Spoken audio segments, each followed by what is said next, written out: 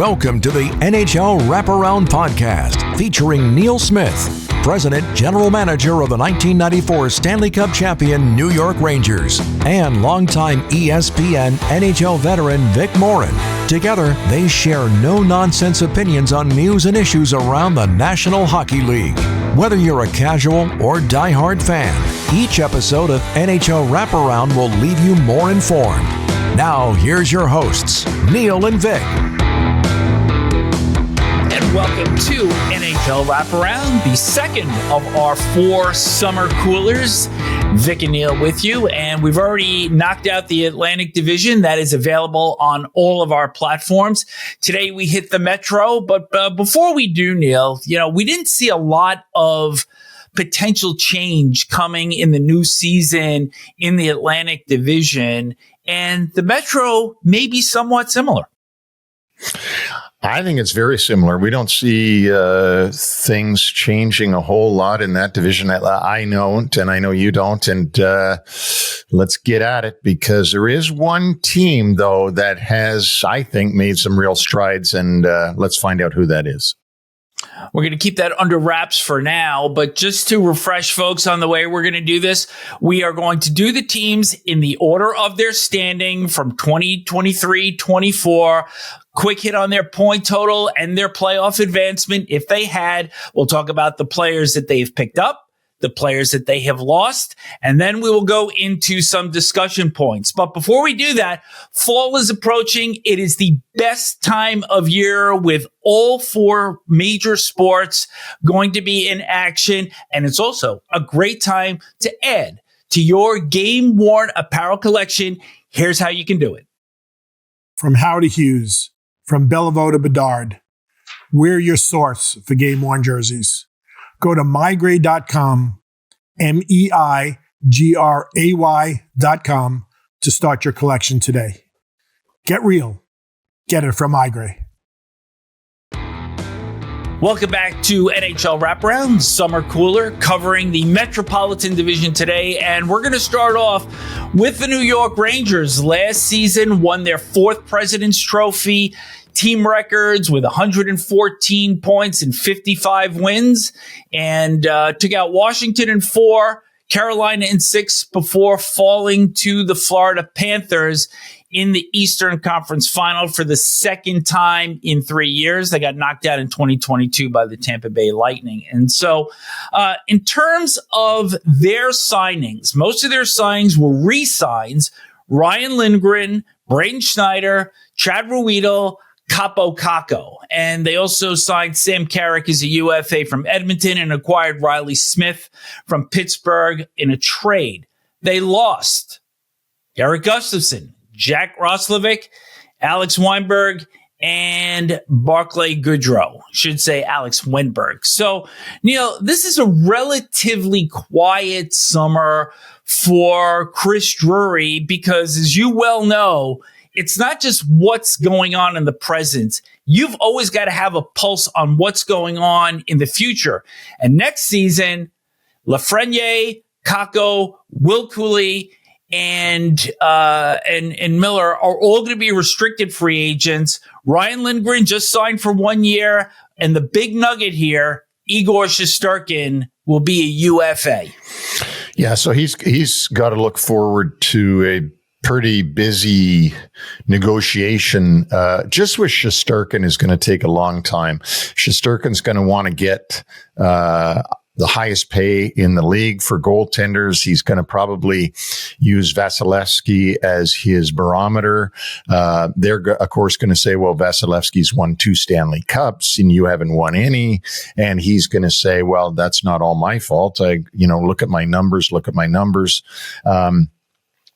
But it has been, in terms of a Ranger summer, it's been a pretty quiet summer for them. As far as they haven't signed any big names. Usually every summer some big name comes to New York.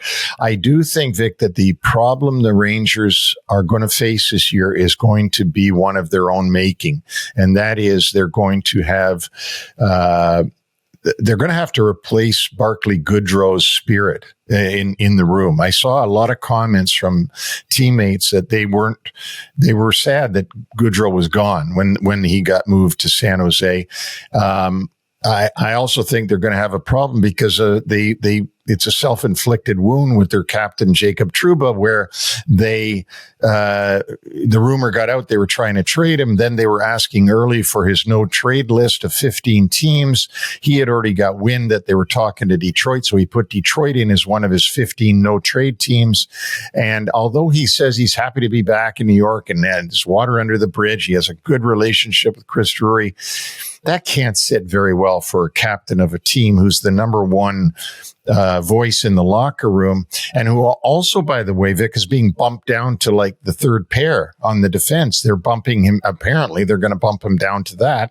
So look for those two things. How do they miss Goodrow? Is the first question. Is Trouba okay? Truly okay? And the third one is Shesterkin okay with having to wait and grind through an extended negotiation? I just want to ask you about the Trouba situation. If the team gets off and they start winning, does that kind of melt itself away during the course of the season, or is there a residual effect that will continue to carry on, in your opinion? No, I think winning cures everything.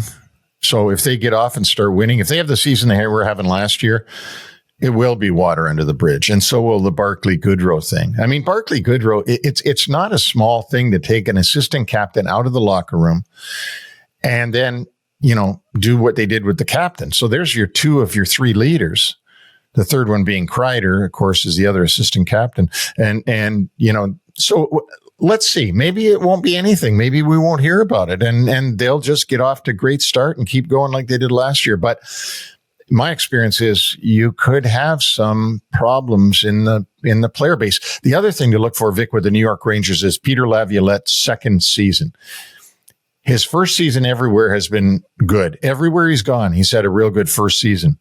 I'm not saying he won't have a good second season, but his first season is always seems to be like his best season in places. He comes in with a great attitude, great players coach, and gets a system in place, and the players play hard for him. I'm not saying they won't do that this year, but it'll be interesting to see if it's as good a combination as it was last year.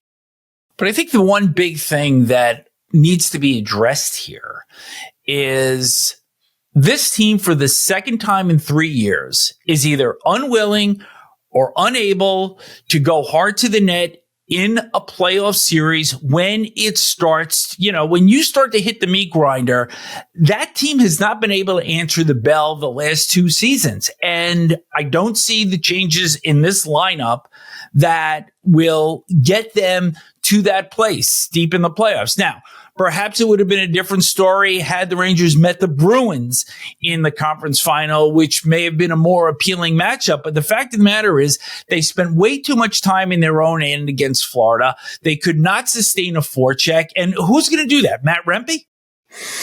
I don't think they're going to be able to do it again. I don't see it. I don't see them being a team if they get into the meat grinder, as you said, and they have to face another year of Florida or a team who's going to play like that. I don't think they're capable of playing a grind it in your face style of game. I think they want to play the game they want to play. And that's a high skilled game that works really well during the regular season, can obviously blow teams out of the water in the playoffs like they did to Washington. And probably would have done to any of those, or to anybody that's down in that wild card area. But when it comes down to filtering it down to the top teams, I don't think they can do it. And find us a cup champion that has not won without playing a strong north-south go hard to the net game. And that is just not in the Rangers' DNA. So it'll be interesting over the course of the season to see whether or not Drury is able to acquire those type of players as they head into the playoffs in the spring of 2025. So with that, We're going to talk about the club that finished second behind the Rangers and was also eliminated by them in the second round, the Carolina Hurricanes, who beat the Islanders in 5 games before falling to the Rangers. And a lot of their signings, their key signings, were re-signs. They got Jacob Slavin, Jordan Martinook, Jack Drury, and Martin Necas back under contract. Tyler Yost comes in as a UFA for Buffalo, as does Eric Robinson. Sean Walker comes in from Colorado. Will Carrier from Vegas. Shane Gostisbehere from Detroit. And Jack Roslovic from the Rangers. However, they lost Jake Guentzel, that's the big one in the trade to Tampa Bay. Brady Shea goes as a UFA to Nashville. Brent Pesce goes to New Jersey. Teuvo Teravainen to Chicago. And Stefan Nason to New Jersey also. So there's a lot that is missing here, not to mention Evgeny Kuznetsov parted ways with the club. He's back in Russia. And as of right now, Tony DeAngelo is an unrestricted free agent. There's also some talk that he may go to Russia. So what I find really interesting here is that Rod Brind'Amour has already said, we're going to play same style, high pressure, but he's got a lot of new personnel. And the team was unable to keep Guentzel. And quite frankly, this team is still short on goal scoring. They are, and they're still short on goaltending. I don't think they have Stanley Cup goaltending. They haven't been able to do it. They weren't able to do it against the Rangers. And I know they re-signed Slavin. I know they re-signed Martinook, and I know they re-signed Chatfield, and I like all those guys. But losing Brady Shea and losing Pesce is big losses on defense. And then and Brent Burns has got another year on his driver's license. He's another year older. He's not a young guy. I know Brent, and he's a great athlete and in phenomenal condition. But the age is what it is. They pick up Sean Walker, Gostisbehere, and William Carrier. And like you said, Roslovic, who ended the season in New York after the trade from Columbus. I don't see them being as good as they were last year. I just don't see it. I think Rod Brind'Amour is an excellent coach. He's going to try to get these guys to play the way the team played last year. But certainly when you look at the plus column and then you look at the minus column, Vic, it seems to me the minus column stands out a lot more than the plus column. It does. And I'm wondering whether it's time to pass the torch in goal to Pyotr Kochetkov, because Freddie Anderson could not get it done in Toronto. He's shown that he can't get it done in Carolina, and perhaps now is as good a time as any to make that switch in goal and really ride the younger goaltender. On top of that, Brind'Amour has preached the same system year after year. He's got some parts that have come in, some that have left. He doesn't have the goal scoring. Can you really win with this system? Because it certainly hasn't manifested itself in the playoffs in recent years. And 2024 was supposed to be their year. Yeah, it was. And I think they've got a good regular season team, or had a good regular season team last year. I don't think they've got quite as good a regular season team this year. And I don't think that they've got nearly as good a chance in the playoffs as they had last year. And last year, I don't think we thought that they were Stanley Cup contenders. We thought that they were elite team, but not a Stanley Cup contender. And I don't see them being as close to that this year as they were last year. So I put them in as they got 111 points last year. I see them maybe getting 100, maybe. Well, we're going to turn to the team that they beat in the first round, the New York Islanders.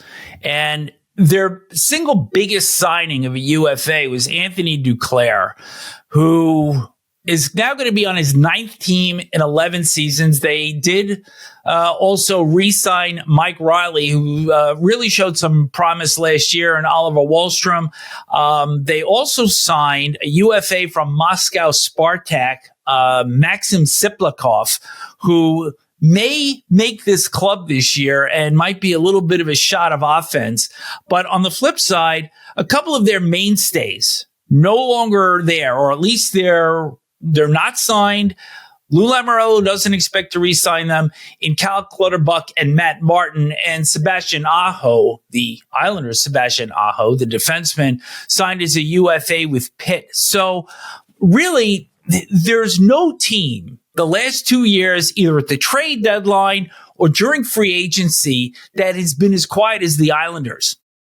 Oh, no. The Lou Lamoriello has a reputation going way back to the Devils of being very conservative in the things that he does in the offseason and at the deadline. And he isn't one of these guys that, as Brian Burke once said, July 1st and the trading deadline is the two times that general managers lose their minds. And Lou certainly never loses his mind in the offseason or at the trading deadline. Anthony Duclair signing is going to be very interesting. He was on the Quebec Ramparts, which was the team owned and coached by Patrick Waugh. Patrick Waugh was, from what we understand, very instrumental in wanting to get Anthony Duclair signed for the Islanders. Duclair was able to get Lou to give him a 4-year deal, which I was stunned at because, as you said in the open of the Islander segment here, Anthony Duclair is on his 9th team in 11 years. Well, you know what? There's something going on. If every time you go to a team, they don't re-sign you, they move you on to the next team. I don't know what it is. I don't know the young man, but there's something going on. And so we'll see on the island if that's a good signing. We know that he can score. We know that he's good offensively. They're going to, apparently, from what I hear, they're going to put him right on that top line and see what the chemistry has. As you said, their losses are veterans. Clutterbuck, Matt Martin were great on that fourth line. They've slowed down, but they were the real intimidators of that team. Those two guys. Clutterbuck's forechecking was incredible. Matt Martin was their tough guy that could hit you and he could also fight. And both those guys remain unsigned. The other guy that remains unsigned is a defenseman, Bortuzzo, who they got from the St. Louis Blues.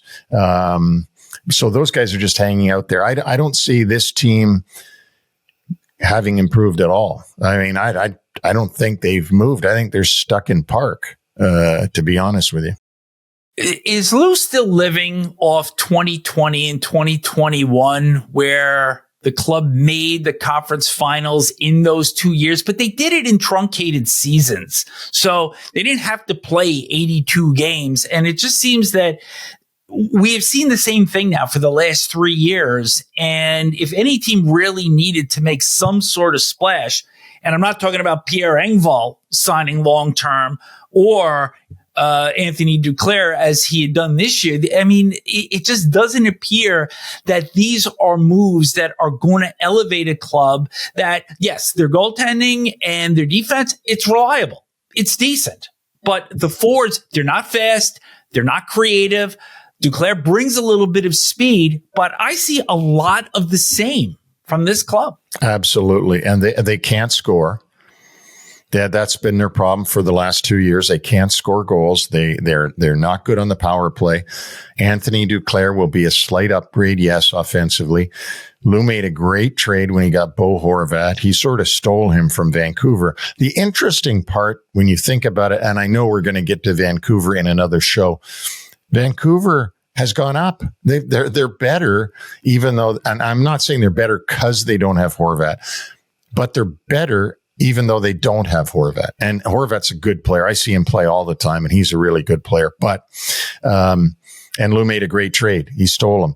But I don't see this team. They squeaked in the last 2 years. Squeaked in. Pittsburgh,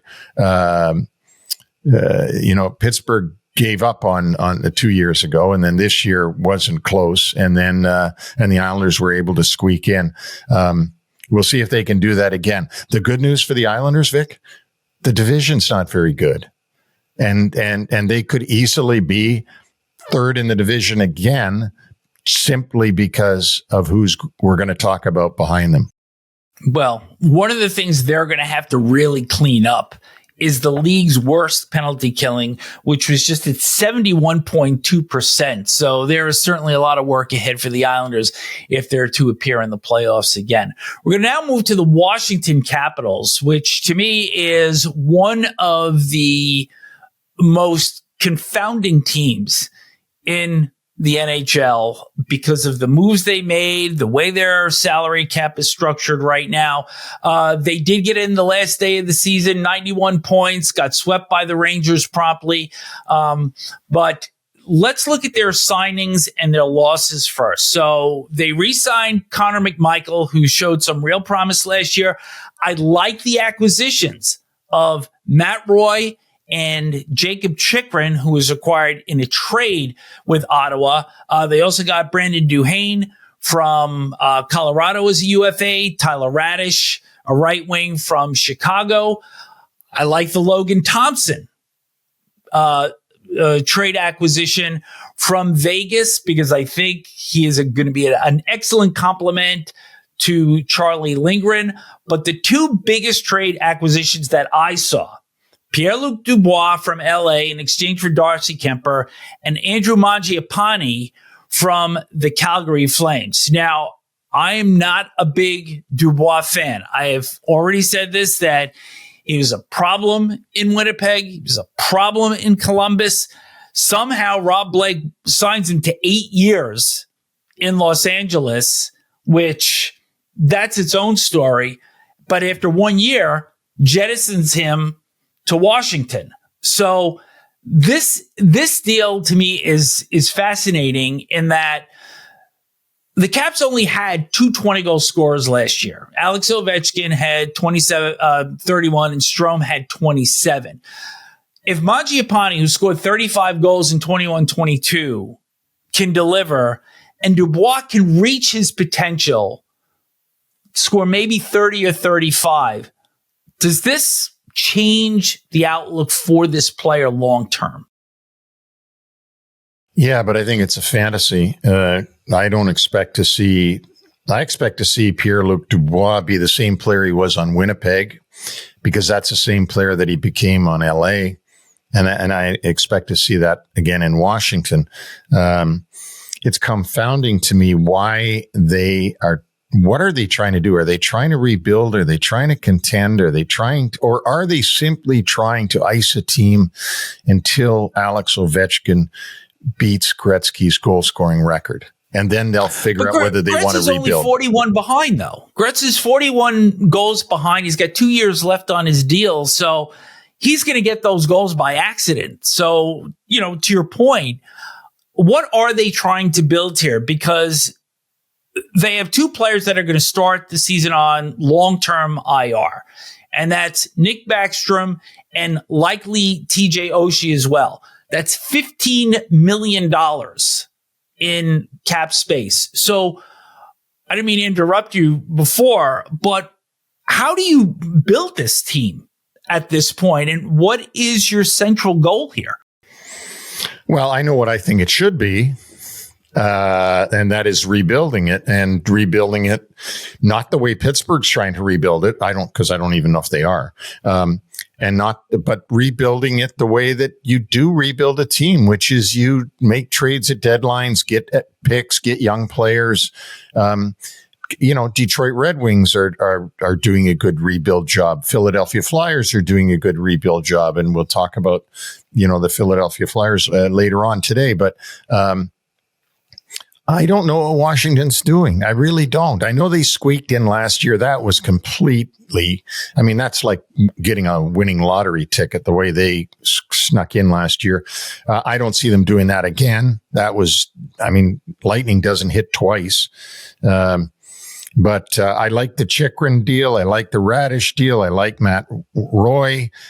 If, as you said, if Mangiapane can play the way he played in Calgary a couple of years ago, okay. Logan Thompson is a good complement to Charlie Lindgren, as you said. They don't have Pacioretty anymore. Kemper's gone. That they probably wanted to get out from under Kemper. And LA badly wanted to find a way to get out from under that 8-year deal with Dubois, and they found a way to do it. I don't see good things happening for Washington this season. I just don't. I mean, will they be as good as they were last year? Probably. But, Alex is another year older. I mean, we said that about Brent Burns just a minute ago. We got to say it about Alex Ovechkin. He's another year older. I don't see them making the playoffs. One thing that I want to make sure we don't overlook, though, is the job that Spencer Carberry did behind the bench last year. And he put a system in place where he clogged up the neutral zone. He's not the first coach to do it. The team bought into it. They're going to have to win, though, a lot of 3-2, 2-1 games because they were 16th in offense last year in the Eastern Conference. That is last, 28th overall. And one of your favorite stats from last season that I remember, that minus 37 goal differential. And somehow he managed to get that team into the playoffs as a rookie head coach. I know. And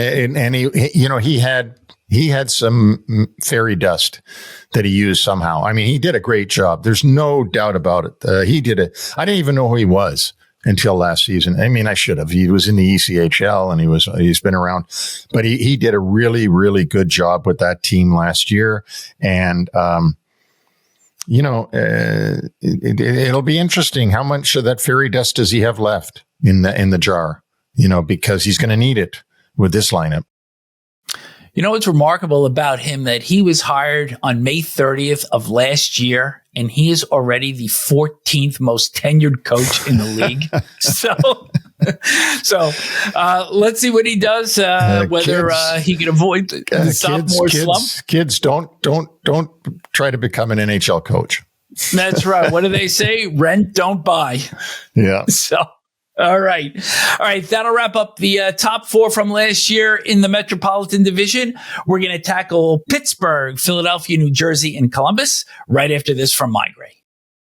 Time now for a quick shout out to our sponsor. NHL Wraparound is brought to you by Migray, your source for game-worn jerseys.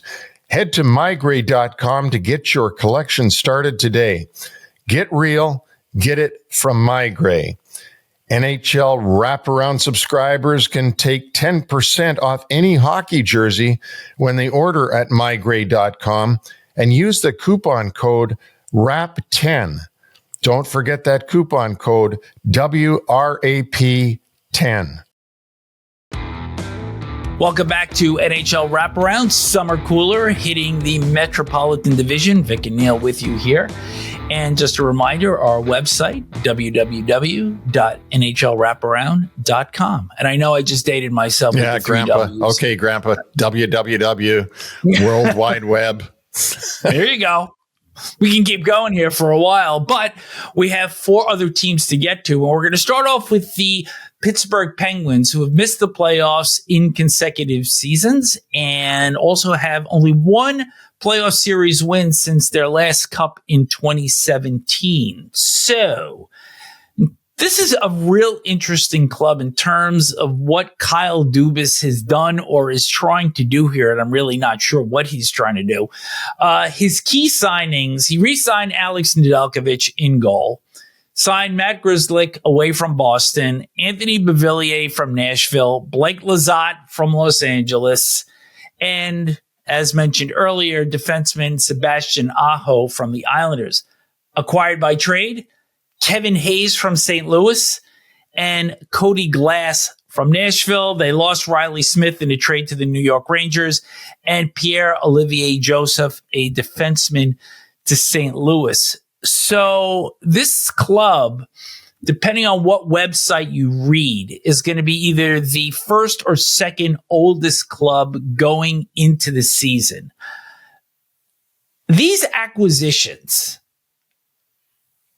it doesn't exactly exude excitement for me as a Penguin fan that this club is any closer to getting Sidney Crosby and of getting Malkin and Chris Letang back in the playoffs any more than they were the last two seasons.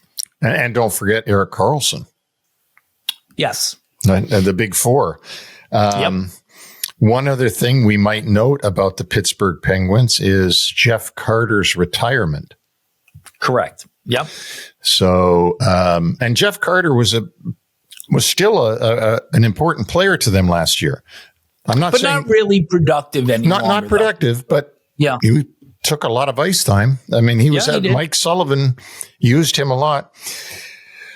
I think that this Pittsburgh Penguins is an abomination of I mean, it's like a quilt. I don't know what they're trying to sew together here. Like, I know they're trying to get draft picks and they're trying to half-assed wise go for the future and then half-assed wise go for now. And we got to keep giving Sid a good team. Well, you haven't given him one for the last 2 years, so I don't think you're going to give him one this year.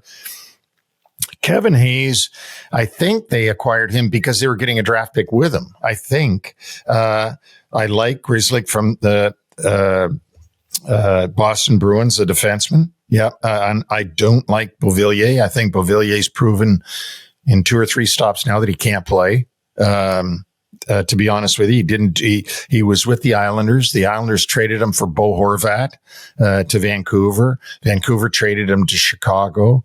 Then he went to Nashville, and now he's out of there. So Sebastian Aho is an operative. He's a 6th or 7th defenseman. Even with the Islanders last year, he was in and out of the lineup, not because of injury, but because of because they had the depth on defense. When their defense depth was healthy, Aho wasn't in the lineup a lot of the time. So that shows you where he's at. Blake Lizotte is okay. Smart to re-sign Nedeljkovic because he's a good goaltender, and they had to get him re-signed. Riley Smith, they'll miss him a little bit, and the rest is basically a non-entity. My prediction for the Pittsburgh Penguins, which if you're a Mike Sullivan fan, you're not going to be happy with me, but I predict he is fired this season. And I think that they're not going to have a very good season, and they're not going to fire the boy they brought in to run the whole thing 2 years ago. And whether Sid and Malkin like it or not, they're going to have their head, somebody's head on a stick, and it's going to end up being Mike Sullivan. Finally, after we've said the stats for how long a coach usually lasts after winning the cup, and it's 3.5 years. When I did that on math, their average Stanley Cup winning coach lasts 3.5 seasons after winning a cup. I think we know the math. He won in 17, correct? Yep. 16 and 17. Yep. So he won in 17. This is going to be his 8th season since the cup, correct? I mean, that math is right. It's going to be his 8th season. He has really beaten the odds somehow. And also, don't forget, they fired the president of hockey operations, Brian Burke. They fired the general manager, and Ron Hextall, and they extended the coach all in one summer. Something's going on. So, Vic, that's my negative analysis of Pittsburgh. Well, I'm going to put my horn rims on for a second because I want to quickly unpack the Jay Guentzel aftermath when it was understood that they could not re-sign him. So then he got traded to Carolina along with defenseman Ty Smith. In return, at least numerically, it looks good because they got 6 properties. They got 4 players and 2 draft picks, one of which was just this past June. But the only player with any sort of NHL resume, and it's not a great resume, was Michael Bunting. Yeah. Yeah. And it wasn't, he actually played pretty good for them, but, yeah, that's the only guy with a resume. You're right. What more can you say?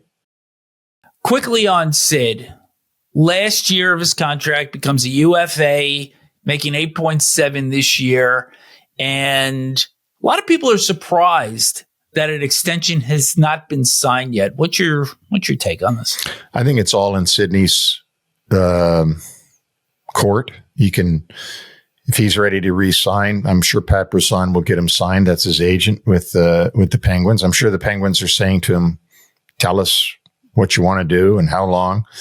But you got to think that Sidney's saying to himself, okay, how many more years am I going to play? And am I going to do the Mario Lemieux thing and spend my entire career here and then watch my number get put up to the rafters beside Mario's? Or am I going to try to win one more time somewhere else, retire there, and then come back here and watch my number put up beside Mario's? I think that's really the whole decision there and I think Pittsburgh will do whatever he wants them to do. They'll re-sign him. If he ever asks for them to trade him, I'm sure they'll trade him. I'm sure they'll do whatever he wants, but I don't think he knows right now what he wants. If you closed your eyes, could you see him in any other uniform except the one he's wearing? No, but if I closed my eyes in 1987 and 88, I couldn't see Wayne Gretzky in any other uniform but an Oiler uniform. And I don't think in 93, sorry, what am I saying? 93, 91, anybody could see Messier in a different uniform than the Oilers, and on and on and on. And I couldn't see Patrick Kane in a Detroit Red Wings uniform. I mean, that's still hard to look and see him in that. So anyway, we're at the point where you can see anybody in any uniform now, I think, Vic, even as much as you and I are old school and don't like the thought of seeing players play in other uniforms. It's just the way it is. Let's move east in Pennsylvania to their statewide rivals, the Philadelphia Flyers. 4 straight playoff misses. Their key signings were also re-signings. Garnet Hathaway, Travis Konechny was really the big one. Eric Johnson and Igor Zamula. In addition to that, Bobby Brink, the right wing. Somebody to look for this year, and we spoke with Keith Jones a few weeks ago about Matvei Michkov, the first pick in the 7th overall in 2023. Let's also take a look at who they've lost here, though. Carter Hart has the sexual misconduct trial. He is now officially gone. Felix Sandstrom, goaltender, UFA to Buffalo. Cam Atkinson was bought out and he signed on with Tampa. Ryan Johansson, now gone after material breach of contract. So not a lot of turnover for this club.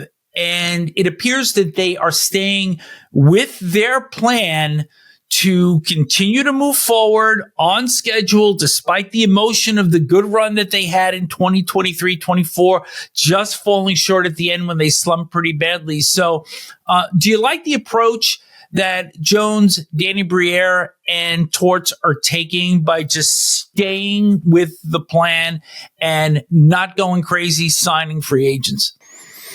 I do like the plan, and I do think they're doing it the right way. I don't know much about the Russian kid that just came over, too much fanfare and accolades.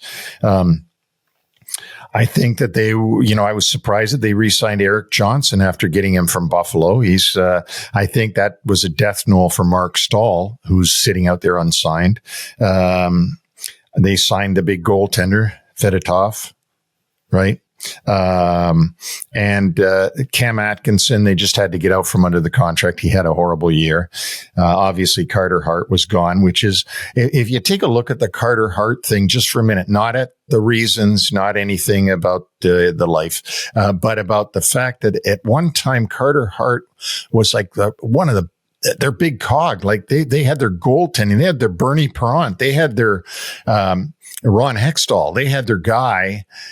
And suddenly this off-ice stuff is brought up, and now no more Carter Hart. That's a big blow to an organization. I mean, can you imagine Mike Richter coming up, being on the Rangers, being a good goaltender, and then suddenly gone, like, mid-career? Like, it's a blow to the Flyers. I want to mention that I think that Tortorella does an amazing job with this group, and I think he'll continue to do that. He likes working with young players. He did get more out of the Philadelphia Flyers last year than I thought humanly possible. Obviously, he's softened a little bit because he's working with a lot of young guys, and you don't hear of the problems. Once he got rid of Tony DeAngelo, that seemed to be, wasn't that the last personal Torts type problem child? Yeah. And DeAngelo has had problems everywhere he has gone with a variety of reasons, but it starts with his mouth usually. And, Torts does not want that in in his room as part of the culture. And one of the things you pointed out to me, which I found pretty fascinating, and if you look around the coaches that have won Stanley Cups, they're closers. But in this situation, Torts is a builder, as well as having won the Cup in Tampa Bay in 2004. So, I think just an unbelievable appreciation of a guy that has been able to now work successfully on both sides of the spectrum, win a cup and build a team. And as we talked to Keith Jones about, build a culture. He had to build a new culture in Philadelphia. There was not a good culture in Philadelphia, and that's why they made so many changes. Tortorella was brought in by Chuck Fletcher. Then Chuck Fletcher was eliminated. Danny Briere was made the general manager, and then Keith Jones was brought in from the TV to be the president of hockey operations. He's a Flyer, had played for the Flyers, and has a very good reputation in Philadelphia. It was a good hire, and these guys seem to be building it the right way, and they are allowing Torts to build the culture his way, and I think he's doing a real good job of that. What I'm amazed by John Tortorella is he's won the Stanley Cup in Tampa way back when in 2004. So you would think that he's a guy that knows how to handle the Marty St. Louis and the LeCavaliers and the harder players to handle. And so therefore he would go to that type of team over and over again. And he did. He went for the New York Rangers to try to drive them to the Stanley Cup. He went to the Vancouver Canucks for a short time. I was really surprised when Columbus hired him because they were a rebuilding team, but he stayed there a long time and he did a good job in my book. Not as good a job as he's done in Philly. But then when he got to Philly and he takes his bottom feeder team, I remember saying to you, like, I was shocked that they hired Torts to do a rebuild.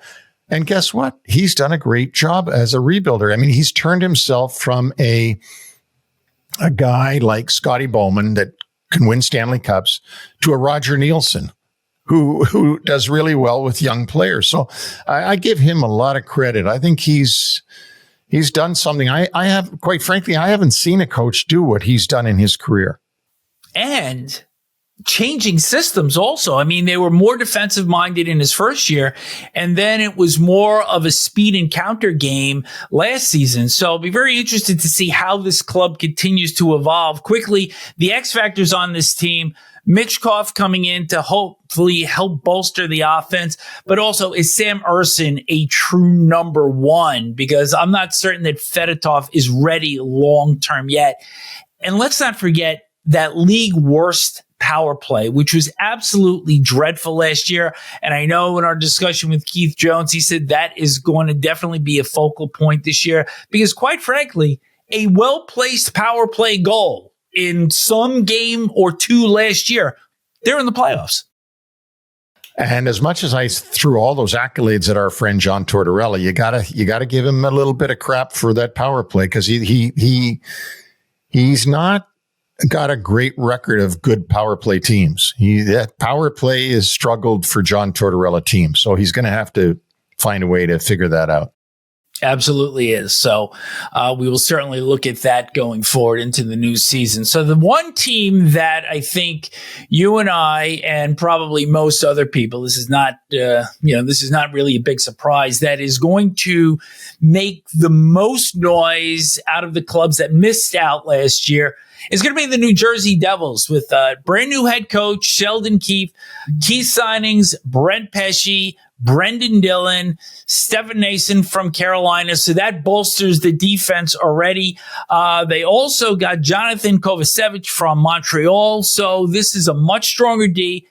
And the biggest single piece of this, the trade for Jacob Markstrom. It was a goalie that they were looking for at the trade deadline, couldn't pull off the deal, then managed to make the trade in exchange for defenseman Kevin Ball. They have also lost John Marino in a trade to Utah and Alexander Holtz, and goaltender Akira Schmid in a trade to Vegas. But I really like what I have seen during the offseason by Tom Fitzgerald.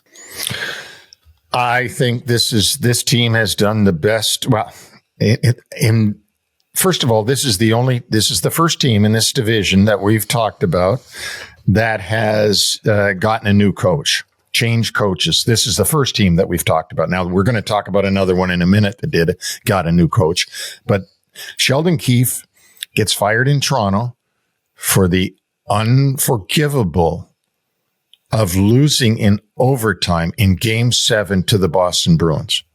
After 300-point seasons in a row, they won't put up with that in Toronto, losing in Game 7 in overtime.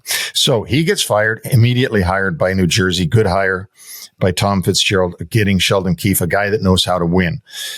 I love the guys that they've picked up. Brent Pesce, you've named them. I'm going to just say them real quickly again. Pesce, Dillon, Nosen, Tatar, Cotter, the big one, Markstrom, and Colton White and Beckman. And I just think they made some great acquisitions. Now, they did lose some pieces.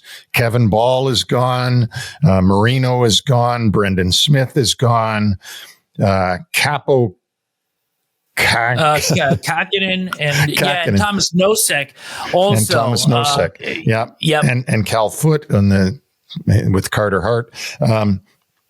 Michael McLeod also in that. Right. And they re-signed Curtis McDermott. What is going to happen with Nolan Foote? What's going to happen with Dawson Mercer? And Nico Dawes hasn't been re-signed yet. And you would think they'd re-sign Nico Dawes. I would think. I think they actually did recently. Oh, did they? Re-sign him. Yeah, I think they did. So, well, he's been re-signed. There'll be 1-2 with Markstrom. Yep. Yeah. So anyway, I think they're going to be grossly improved this season. They're not going to have the injury this season to put up with to their big man on the point on the power play, Dougie Hamilton. Hughes went in and out of the lineup. Jack Hughes went in and out of the lineup last season with some injuries. Hopefully for the team, that won't happen.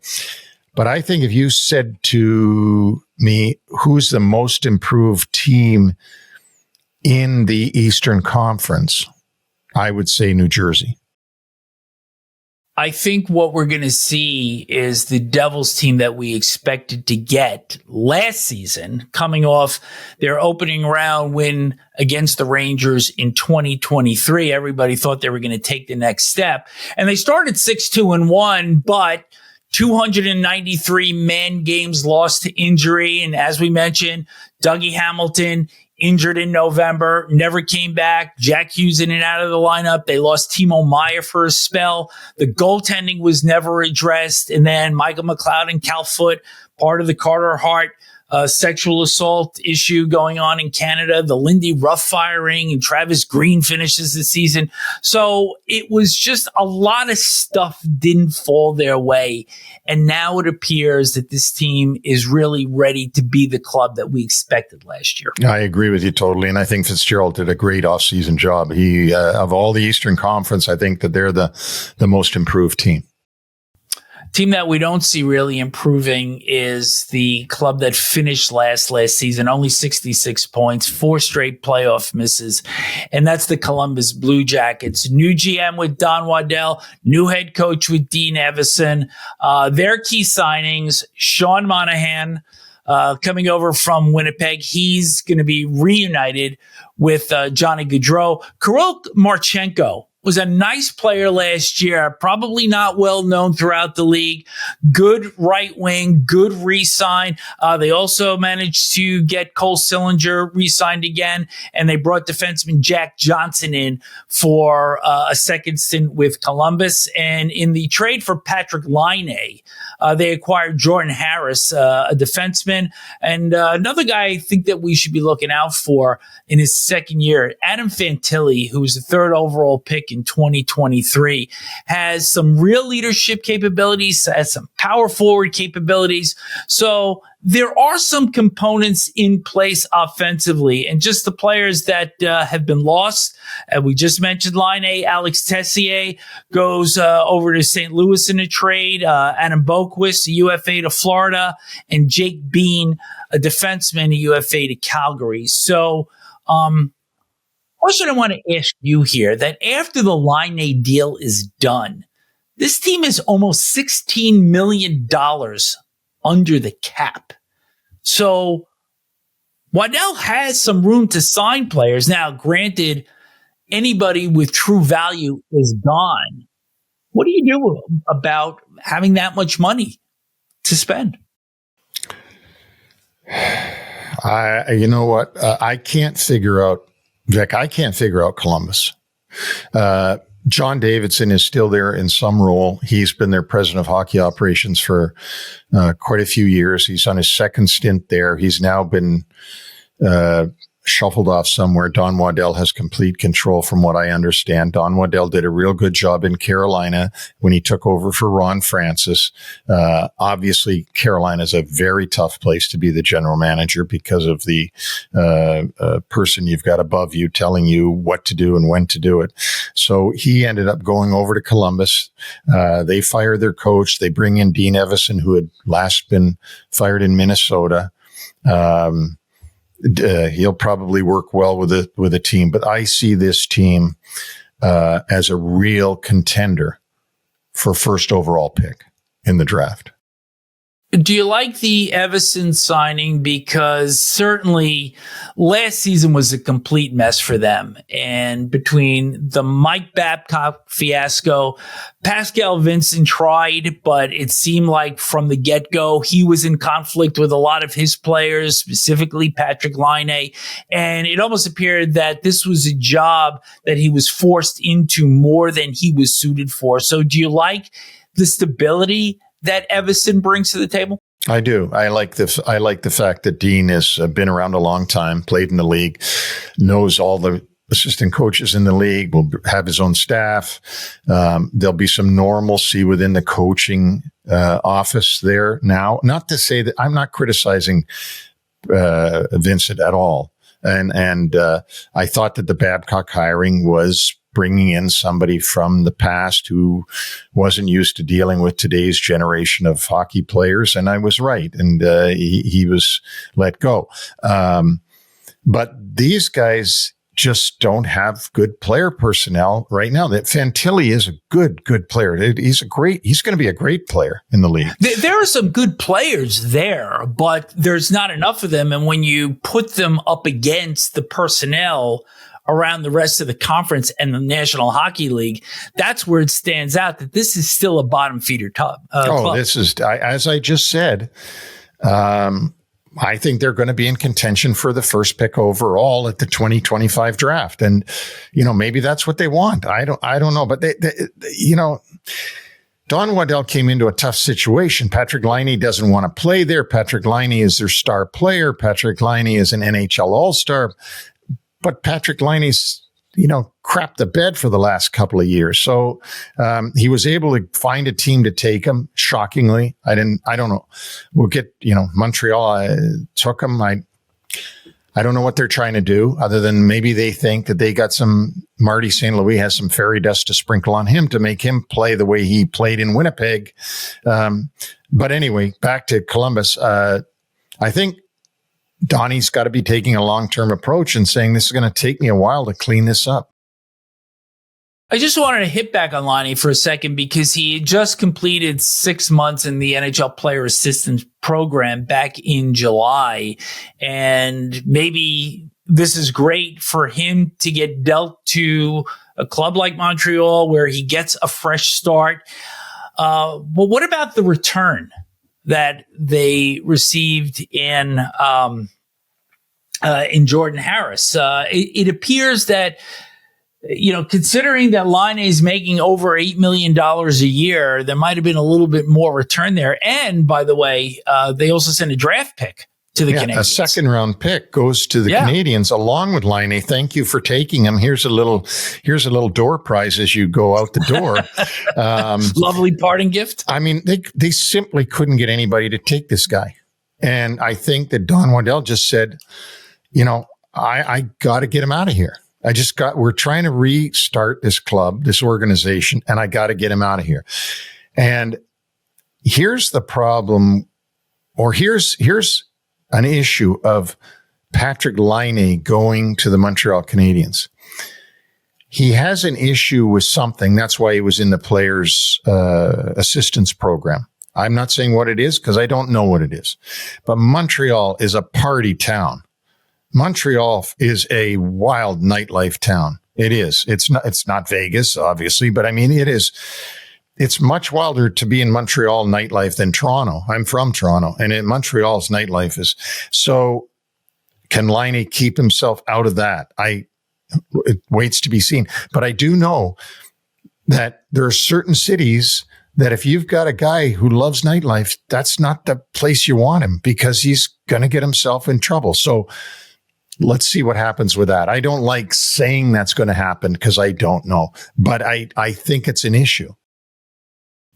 It's quite something that even though we did Columbus, we spent an awful lot of time talking about a player that's no longer there. Well, that wraps up the Metropolitan Division, and we'll be back with more right after this. This is the human side of the story brought to you by the Game 7 Group. And let's face it, Game 7 has a magic attached to it like nothing in sport. In order to prevail, teamwork is essential to achieving success. At the Game 7 Group, transforming individuals into cohesive teams is the core philosophy in their team building approach. Their belief is every team has potential to achieve extraordinary results. Game 7 Group offers various services to help teams accomplish their goals through specific team building events, coaching, and speaking engagements. These services are aimed at improving team dynamics, productivity, and overall performance. There is no question that we all want to be able to succeed in the big moment. Check out the Game 7 Group website at game7group.com/NHL Wraparound to learn more. Right now, a special incentive offer awaits our podcast listeners. Take your team to the next step. The Game 7 Group will help get you there.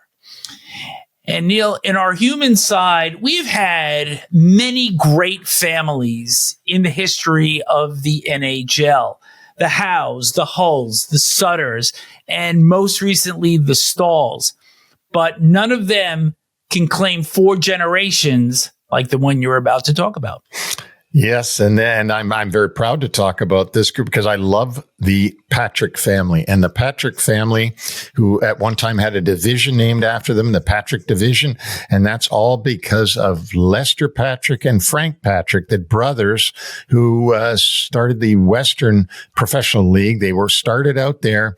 Lester ended up, of course, being recruited to be the man who brought the New York Rangers along in the very beginning back in 1926. Lester Patrick was a general manager of 3 Stanley Cups with the New York Rangers. Lester's son is Lynn Patrick. His other son was Murray Patrick. Both of them played for the Rangers under Lester Patrick. And then, of course, Lynn's son is Craig Patrick. And Craig Patrick, of course, was also general manager of the New York Rangers and then went on to win 2 Stanley Cups with the Pittsburgh Penguins, their first 2 Stanley Cups, and has been with Pittsburgh for other cups as well, but not as a general manager. And now, and then after that, we have Muzz Patrick, we have Dick Patrick, who became the president of the Washington Capitals and was there as their president for their Stanley Cup. And now we have as a general manager another Patrick, which is Christopher Patrick, who's the general manager now of the Washington Capitals. So if you look at this family tree, you have Lester, you have Lynn, you have Muzz, you have Dick, you have Craig Patrick, and now Chris Patrick. So a lot of Patricks have been general managers in the NHL. A lot of Patricks have their names on the Stanley Cup. And let's find out if Chris Patrick can be the next Patrick GM to win a Stanley Cup in Washington. Extraordinary that this family has had prominence in the NHL for over a century. That'll do it for this show, the NHL Summer Cooler on NHL Wraparound. And we want to give our thanks to My Gray and the Game 7 group. Thanks to our listeners. Please send questions or comments to nhlwraparound@gmail.com. And don't forget our website, nhlwraparound.com. All of our shows are available on both audio and video platform. Our next show will focus to the Western Conference, where we will discuss the Central Division. But until then, on behalf of Neil, I'm Vic. See you soon.